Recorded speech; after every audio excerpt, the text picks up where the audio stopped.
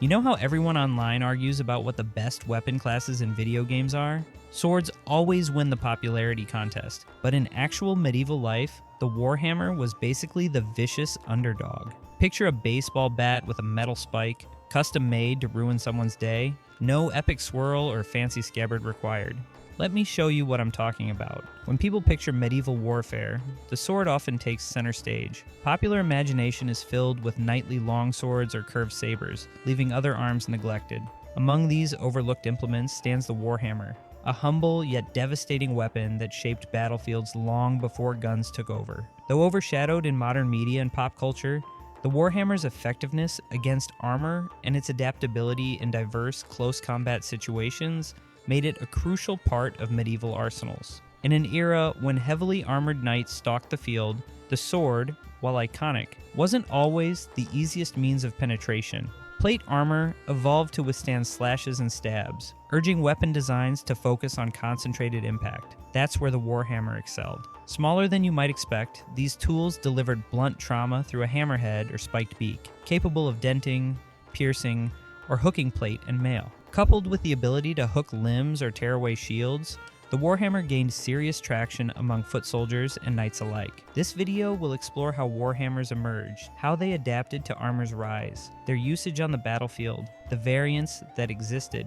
and the reasons why they remain overshadowed by more glamorous medieval arms. From the earliest proto-hammers to the advanced poleaxe hybrids, we'll trace the rise of the warhammer and argue why it deserves a more prominent place in our understanding of medieval warfare. The concept of using a hammer or club in combat is as old as humanity itself. The simplest weapon, a heavy object delivering blunt trauma, required little craftsmanship. Prehistoric clubs eventually morphed into stone-headed maces, and by the Bronze Age, metalworking led to more refined designs. Although swords became status symbols in many civilizations, hammered or club-like weapons never disappeared. They were easy to produce, demanded minimal forging skill compared to complex blade design, and inflicted crippling blows even with subpar technique. Entering the early Middle Ages, maces, basically a metal club head, were fairly common, especially among infantry lacking resources for expensive swords. Still, these simpler clubs or spiked heads continued to hold utility in a time dominated by chainmail.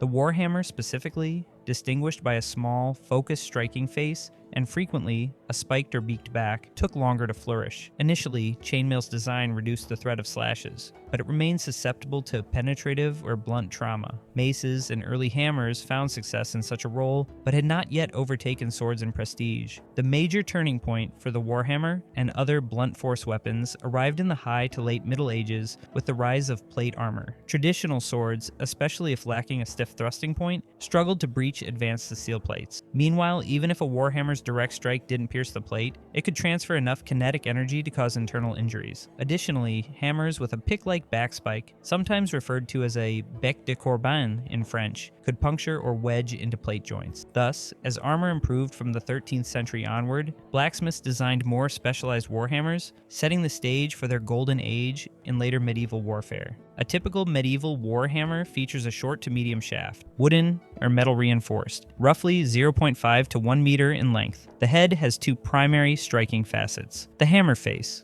a compact, relatively flat, or slightly convex surface made of hardened steel for blunt impact. The spike, or beak. The opposite side often tapers into a pointed spike, hook, or curved beak. This geometry focuses force onto a small point, excellent for denting or piercing plate armor or hooking limbs and shields. Sometimes a warhammer includes a langet, metal strip, extending down the shaft for extra protection against edge strikes that might break the handle. Grips differ, but many incorporate a simple wooden shaft possibly bound in leather or a metal cap at the butt for balance. Though warhammer is a convenient term, medieval references differ. In parts of Europe, specialized forms included the bec de corbin, French for crow's beak, the lucerne hammer, or the simpler maul. Each iteration reflected local forging traditions. The lucerne hammer, for instance, often had a lengthy spike on top of the hammerhead, plus a longer pole spike, typically attached to a polearm shaft around 2 meters long. Meanwhile, smaller warhammers might be carried on a knight's belt, substituting for a heavier mace or flail. Additionally, some warhammers evolved into poleaxes, combining an axe blade, hammer, cha-cha, pick,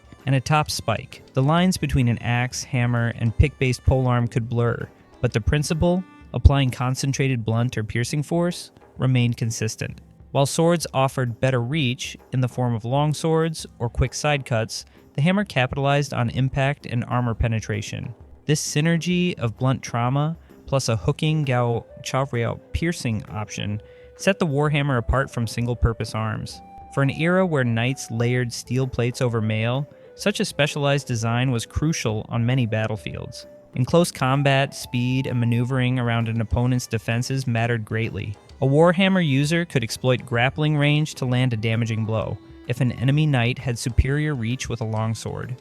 The hammer wielder might parry or close in, aiming to smash joints or cause massive concussive force through the breastplate. Even if the armor wasn't penetrated, the shock could break ribs or knock the target off balance. The spike or beak side proved versatile. A hooking motion could yank an enemy's shield away, pull a mounted knight from his saddle, or slip into the gaps between plate segments, e.g. armpit, neck, or visor edges. Some warhammers featured a slender pick designed specifically for this infiltration, letting the user deliver lethal stabs. In group battles, hooking an opponent's limb could break a formation or create an opening for a finishing strike by one's allies. Knights on horseback sometimes carried shorter warhammers as sidearms for close melee after a lance strike. Alternatively, footmen might wield slightly longer shafted versions to generate momentum. In siege contexts, a warhammer could help break down door hinges or batter the metal reinforcements on gates, though specialized siege hammers also existed. While many chroniclers highlight sword or lance combat, references to hammer-like weapons do appear. The 14th to 15th centuries, especially during the 100 Years' War between England and France, saw an uptick in usage. Archaeological finds from the Battle of Visby, 1361, reveal numerous skeletons with trauma consistent with blunt force from hammers or maces. Similarly, in the Wars of the Roses, 15th century, it's plausible that warhammers or pollexes were used frequently in the close-quarters fights among fully plated combatants. Ultimately, the warhammer's presence on the battlefield undercut the notion that swords reigned supreme. As plate armor improved, warhammers thrived, enabling fighters to adapt to the arms race of arms and armor. The sword carried symbolic weight: knighthood, chivalry, ceremonial crowning. Warhammers, by contrast, felt more utilitarian and less linked to romance or chivalric ideals. They lacked the majestic lines or expensive forging intricacies of a well-crafted blade. This difference sometimes gave warhammers a reputation as commoners or infantry arms. However, that oversimplifies the reality. Many knights recognized their brutal efficiency and included a warhammer among their sidearms, especially in the late 14th and 15th centuries. Some sumptuous warhammers with gilded heads or etched metal exist, indicating high-ranking owners. In Germany and Eastern Europe, we see more references to specialized hammer-pick hybrids. In Italy or France, the polex tradition sometimes overshadowed simpler warhammers, though the principle remained similar. Meanwhile, the Middle East had analogous weapons, maces or Mamluk tabarzins, with hammer Boccia X combos, though the classical warhammer format was more distinctly Western. Chivalric literature rarely bestowed heroic status on a warhammer. Instead, epics or romances fixated on sword duels. The famed Song of Roland mentions the hero's sword Durandal, overshadowing the fact that Emperor Charlemagne purportedly wielded a legendary hammer Joyeuse or Morrigan. Confusion in retelling often muddled references to a hammer versus sword, reflecting how the warhammer lacked the narrative glamour that scribes typically assign to the sword. As a result, warhammers slipped to the background of many historical accounts, overshadowed by glittering blades and medieval lore.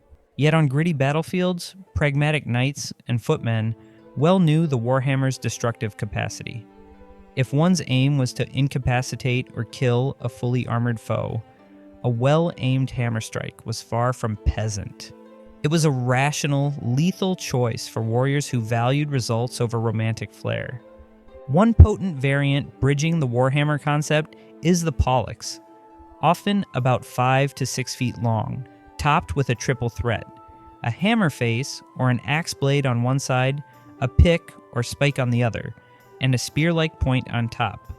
This variety gave fighters multiple offensive options: the hammer side for denting armor, the pick for piercing, and the top spike for thrusting or hooking.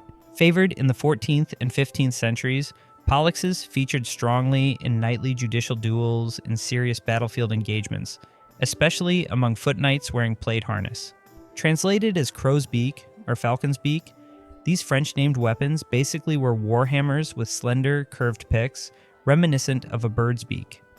The bec de Corbin typically had a hammerhead plus a pronounced spike on the back, mounted on a moderate-length handle. Another variation, the bec de Faucon, might emphasize a hook shape. Their job was to concentrate force into a single point, perfect for punching through plate or hooking around an opponent's limbs. Associated strongly with Swiss halberd evolution, the Lucerne hammer generally had a long, spiky hammer face, a hooking prong, and a top spike. Often, the hammer head itself had multiple points or prongs, which could tear into armor or anchor into a shield. Because Swiss pikemen faced cavalry, such hammer-based polearms proved devastating if a knight somehow bypassed the pike line. The soldier could bring the hammer down on the knight's helmet or shoulder, crippling horse or rider. Some smaller warhammer-like tools carried over to daily life. Blacksmith hammers or farrier's hammers could be pressed into service if needed. Meanwhile, those specialized warhammers used by knights or men-at-arms had no real tool function beyond war. Each variation shared the philosophy of applying concentrated, blunt, piercing force to break advanced armor, an arms race solution that held sway until gunpowder-based firearms upended medieval combat norms. From the late 14th century onward, gunpowder slowly revolutionized warfare. As hand cannons, arquebuses, and eventually muskets developed, heavy plate armor faced diminishing returns. The unstoppable bullet could pierce or crush plate at effective range, reducing the necessity for specialized melee arms. While warhammers remained viable in close-quarter scuffles, the shift in battlefield dynamics favored pikes, firearms, and massed volley tactics. By the 16th century, noble cavalry had begun adopting lighter armor or foregoing extensive plate to retain mobility against firearms. Warhammers, or pollexes, still appeared in some contexts. Landsknechts used halberds or poleaxes, and certain cavalry units might keep a pistol in one hand and a small hammer or mace for finishing strikes. Yet the heyday of the dedicated warhammer as an essential soldier's tool faded. Renaissance dueling culture prized rapiers, while line infantry advanced with pikes or firearms. The warhammer's specialized purpose, smashing plate, lost prominence once full plate was less common. Despite decline on the battlefield, warhammers lingered in some ceremonial roles. A few states or city militias retained them for parades, referencing older traditions. But as Europe entered the modern age, people increasingly forgot the warhammer's significance. Collectors and museums eventually rediscovered examples in armories, prompting modern reenactors and historians to reevaluate their role. In modern times, the warhammer's image is overshadowed by swords or guns in popular culture, ironically ignoring the lengthy era in which it thrived against the toughest armor man could forge. Thus, gunpowder's ascendance signaled the twilight of close combat hammer weapons as standard issue.